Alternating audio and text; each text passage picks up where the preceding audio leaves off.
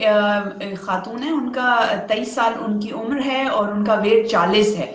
और वो ये कह रही हैं कि उनके हस्बैंड के जो वो है उनके पस सेल हैं, चेकअप उन्होंने करवाया है, बहुत ज्यादा एंटीबायोटिक दे दी हैं, खाते हैं, लेकिन ये कि बहुत ज्यादा प्रॉब्लम शुरू हो गई है, उसमें कमजोरी वो बता रहे हैं। मेरे एक्स का मसला तो डॉक्टर ने मुझे सिर्फ ग्लूकोफेज बताई और 3 टाइम, जबकि मेरा वेट अब 40 हो चुका है, पहले 45 था, और डॉक्टर कहती है कि 3 टाइम गोली खाएं। मैं बहुत कमजोर होती जा रही हूँ और एग फिर भी नहीं बन रहे। ग्लूकोफेज छोड़ दें।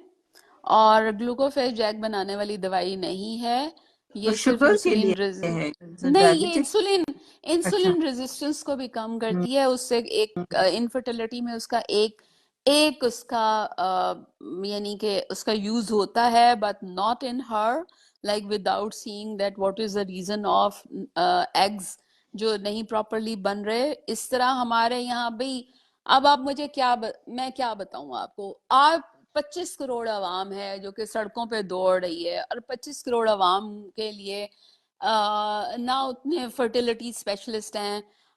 एमबीबीएस करके लोग हर जगह पे बैठे हुए हैं, प्रैक्टिस कर रहे हैं।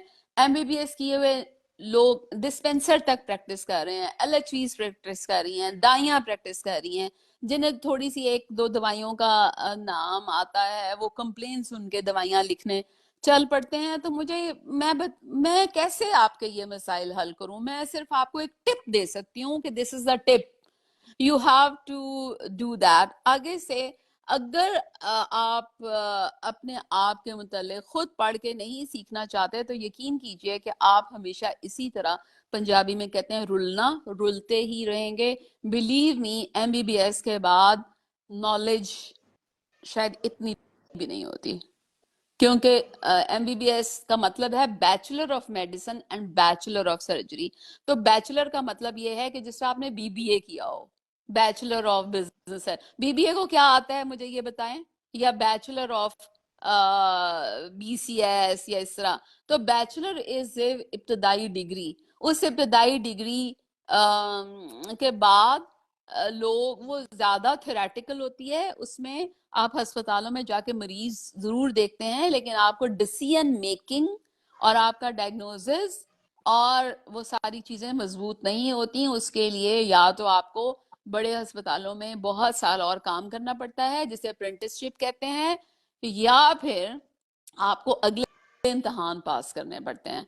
तो मसला ये है कि बड़े शहरों के अलावा छोड़ के छोटे शहरों में जितने लोग ये बैठे हुए हैं, उनकी नॉलेज बस इतनी सी ही होती है। मैंने इसीलिए आपको सिखाना शुरू किया कि अगर आप ये करके और अपने होल्ड अपनी बॉडी पे खुद रखेंगे, तो you can better understand that what is going on. Glucophage बंद करें। हस्बैंड का जो पस सेल्स है, वो यूरोलॉजिस्ट या एंड्रोलॉजिस्ट का मसला है, वही देख सकते हैं। और जो एग ना बनने का मसला है, वो आप, एक टेस्ट आता है एंटी मुलेरियन हार्मोन, उसको कहते हैं AMH, वो करवा के देख लें। उससे पता चल जाएगा कि ओवरीज जो हैं उनमें कितने एग्स पड़े हुए हैं। बल्कि इस सवाल के तवज्जुह से वो सब लोग जो इनफर्टिलिटी का शिकार हों या अपनी ओवरीज की कारकर्दगी देखना चाहते हों, ओवरीज अंडादानी होती है, और अगर वो जानना चाहते हो कि अंडादानी में कितने अंडे हैं या वो काम कैसे कर रही हैं, और ये वो लोग भी करा सकते हैं जिन्हें शक हो कि उन्हें कहीं मेनोपॉज तो नहीं हो रहा, जो 35-40 की एज में हो। तो इस हार्मोन का नाम है anti Mullerian hormone. Mullerian, MULLERIAN। लेकिन अगर आप M for monkey, H for hen, AMH भी लिखेंगे, तो ये हो जाएगा। और उसको आप रेफरेंस रेंज में देखिए। टेस्ट अपने हमेशा पढ़ने सीखिए। हमेशा, आजकल गूगल आपके पास है, आप उससे कम से कम नॉर्मल रेफरेंस रेंजेस देख सकते हैं, या ये देख सकते हैं कि ये टेस्ट किस लिए करवाया गया है और इसकी सिग्निफिकेंस क्या है।